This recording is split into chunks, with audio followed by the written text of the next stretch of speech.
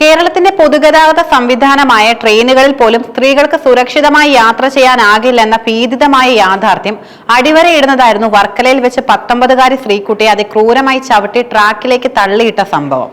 പനച്ചിമൂട് സ്വദേശിയായ സുരേഷ് കുമാർ എന്ന പ്രതിയുടെ ഈ അതിക്രമം സമൂഹത്തിൽ വലിയ ഞെട്ടലുണ്ടാക്കി.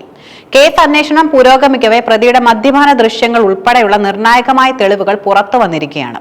അതോടൊപ്പം ഗുരുതരമായി പരിക്കേറ്റ് ചികിത്സയിൽ കഴിയുന്ന ശ്രീകുട്ടിയുടെ ആരോഗ്യനിലയിൽ കാര്യമായ പുരോഗതി ഇല്ലാത്തത് പൊതുസമൂഹത്തെ ആശങ്കയിലാഴ്ത്തുന്നു. കോട്ടയത്ത് നിന്നും യാത്ര തുടങ്ങിയ കേരള എക്സ്പ്രസിലായിരുന്നു ശ്രീകുട്ടിയോടും സുഹൃത്ത് അർച്ചനയോടും അതിക്രൂരമായിട്ടുള്ള ഈ ആക്രമണം നടന്നത്. നിലവിൽ റിമാൻഡിലുള്ള പ്രതി സുരേഷ് കുമാറിനെ 2 ദിവസത്തിനകം കസ്റ്റഡിയിൽ ആവശ്യപ്പെടാനുള്ള നീക്കത്തിലാണ് റെയിൽവേ പോലീസ്. റിമാൻഡ് റിപ്പോർട്ടിൽ ആക്രമണത്തിന്റെ കാരണങ്ങളും സംഭവങ്ങളുടെ ക്രമവും കൃത്യമായി രേഖപ്പെടുത്തിയിട്ടുണ്ട്. ട്രെയിൻ യാത്രക്കിടെ സുരേഷ് കുമാർ പുകവലിച്ചുകൊണ്ട് ശ്രീകുട്ടിയും അർച്ചനയും ഇരുന്ന ഭാഗത്തേക്ക് എത്തുകയായിരുന്നു.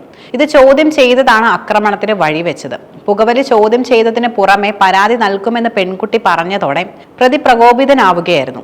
തന്റെ നിയമലംഘനത്തെ ചോദ്യം ചെയ്തതിലുള്ള ഈഗോയും മദ്യലഹരിയും ചേർന്നപ്പോൾ സുരേഷ് കുമാർ മനുഷ്യത്വരഹിതമായി പെരുമാറി.